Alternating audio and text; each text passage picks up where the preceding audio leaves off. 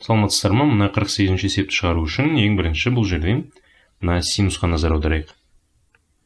Яғни бізге мынау синус n факториал дегенді бағалауымыз керек қазір.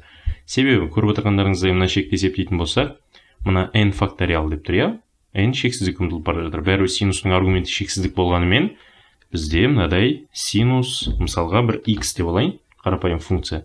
Синус x ол абсолют шамасы бойынша бірден аспайды ғой. Яғни кішіне тең бір, ең үлкен мәні бірге тең болады. Демек онда бұның шегін есептейтін болсақ, сонда мына синус n факториал, міне синус n факториал, бұл ең үлкен дегенде бірге тең болады. Сонда мына шекті есептейтін болсақ, ол мына шекті есептей салғанымызбен бірдей екен. n-нің мынау 3-2 дәрежесі бөлінген n плюс 1. Мына жерде бірді мен алмастырып кеттік, былайша айтқанда синус n факториалдың ең үлкен мәні 1 деп. Ал енді мынаны есептейтін болсақ, алымында n-нің 3-2 дәрежесі, 3-2 бірден кіші, бөлімінде n-нің 1 дәрежесі.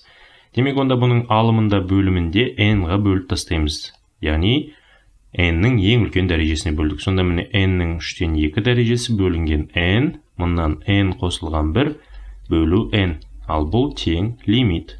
n ұмтылғанда шексіздікке, мынау бөлімінде 1, сонда бірден азайтатын болсақ, мұнда 1 бөлінген n, мына жерде 3-1, қазір мен дұрыстап жазайын, 1 бөлінген, мынадай n-нің 3-1 дәрежесі, келесі мынаны жеке-жеке бөліп тастақ, 1 қосылған 1 бөлу n.